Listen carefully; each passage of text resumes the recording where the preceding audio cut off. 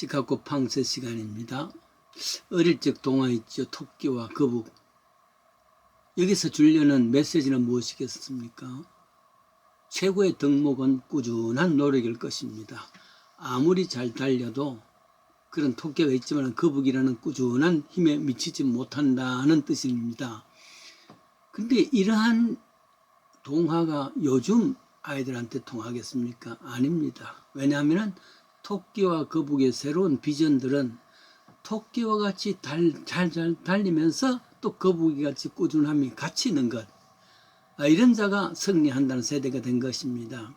옛날에는 개체에서 욕이 난다 하지만은 지금은 호수에서 바다에서 욕이 나는 것입니다. 옛날에는 흙수저가 참 승리하는 아이가 있지만 지금은 금수저 집안에서 태어난 영민한 아이, 이런 아이들이 세상에서 출시한다는 뜻 아니겠습니까? 즉 머리가 있어 공부도 잘하는데 집안이 좋다면은 마음껏 도움을 받아서 승리하는 삶이 안 되겠습니까? 성경에는 이런 말이 있습니다. 하나님의 열심히 이루리라. 혹은 여호와의 열심히, 만군의 여호와의 열심히 일을 이루리라. 생각해 보십시다. 전능하신 분이 하나님이십니다. 못하실 일 없는 분입니다. 여기 만약에 열심까지 가지신다면 그 능력이 어떻겠냐? 못 이룰 수 없을 겁니다. 이런 하나님의 열심이 특별히 표현된 곳이 있습니다. 즉 하나는 천지창조요, 창세기입니다. 또 하나는 메시아 탄생 때 열심입니다. 천지창조가 있기 전에는 이 세상은 어떻겠어요? 창세기 1장 2절에는 당시의 상황을 이야기합니다.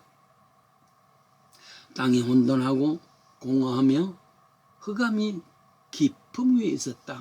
당시 세 가지로 상황을 이야기했습니다. 묘사되었습니다. 혼돈, 공허, 흑암입니다. 즉 혼돈은 카오스지요. 공허는 엠프티지요. 그리고 흑암은 다크니스였습니다. 이러한 곳에 창세기는 하나님께서 천지를 창조하십니다. 이런 곳에 하나님 빛이 있으라 하시니 그때부터 카오스 혼돈은 코스모스 질서가 되고 공허는 충만한 창조물로 가득 찼으며 흑암은 빛으로 밝게 되어졌다. 이거 하나님이 열심히 이렇게 만들었단 말이죠. 그런데 이것을 가지고 얼마나 감탄하시는지 창세기 6장 6절에는 It was very 참 좋구나 2장에 나오는 말씀이죠. 그런데 이렇게 탐복하시면서 지었던 열심을 다해서 지었던 인간들에 대해서 창세기 6장 6절에는 어떤 말씀이냐면은 이 땅에 사람 지었음을 한탄했다. 그리고 근심했다 그랬습니다.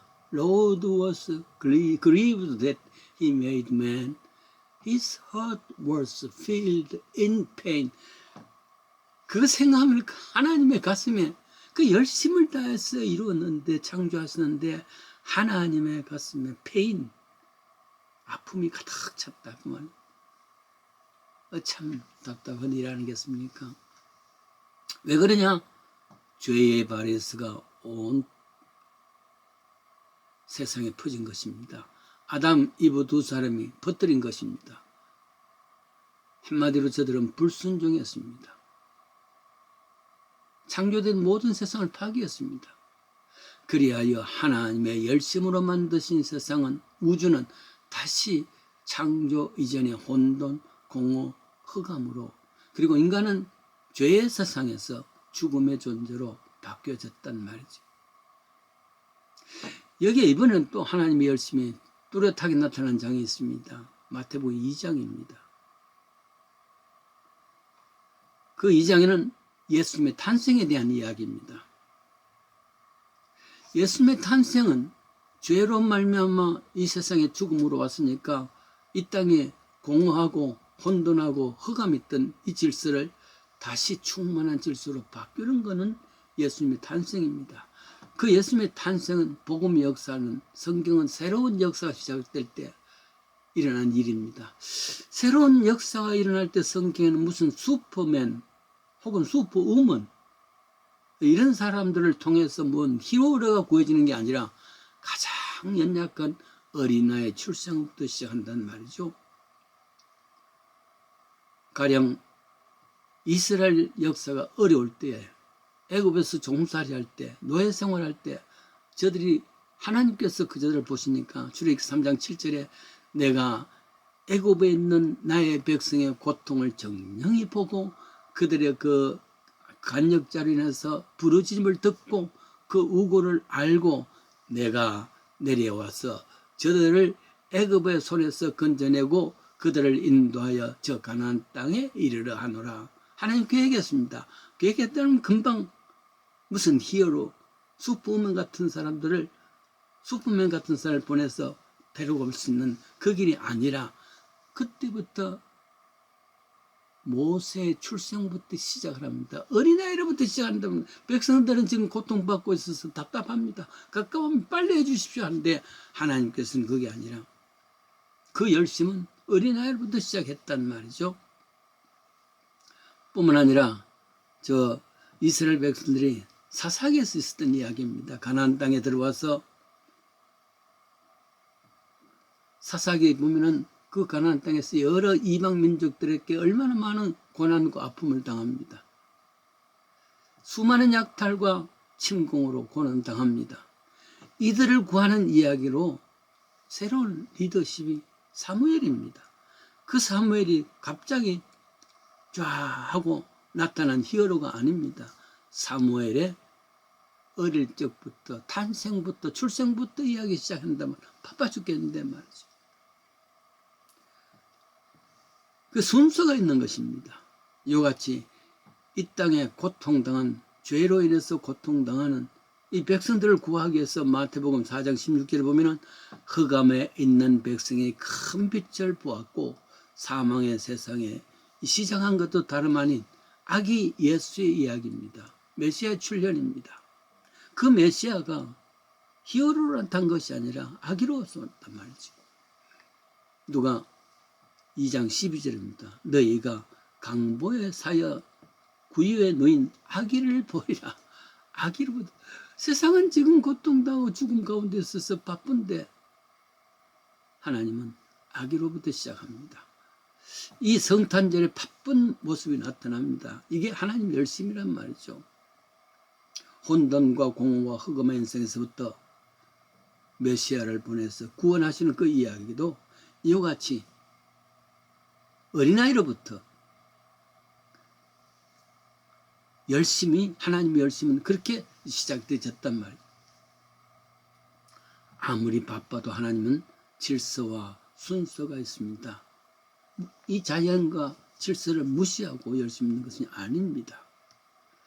첫 번 성탄절을 보십시오. 이 땅에는 그대로 창조 이전의 세상과 동일합니다. 이 땅은 완전히 무질서입니다. 예루살렘 성전군을 찾아온 동방의 박사들로 인해서 소동이 일어났단 말이죠. 왜냐하면 카오스는, 동방의 박사들은 이 뒷 땅에 와서 왕궁을 찾았습니다. 헤롯 왕이 있는데도 불구하고 여기에 왕이 났다 그랬으니까 헤롯 왕은 발칵 뒤집어졌단 말이에요. 이 혼돈이죠. 카오스입니다.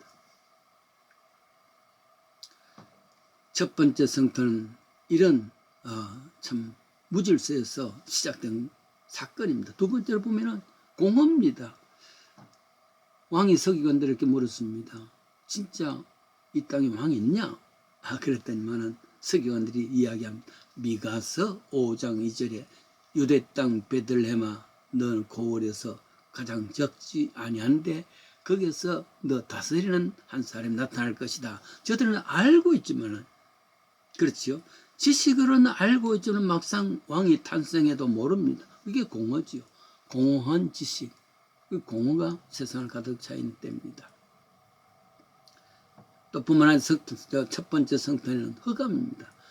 예루살렘 아래 예루살렘에 있는 2살 아래 모든 아이들이 다 죽음을 당한 참혹한 흑암입니다. 이 암흑에서 벗어날 수 있는 것이 촛불이죠. 그래서 성탄절에는 5개의 촛불을 이야기합니다.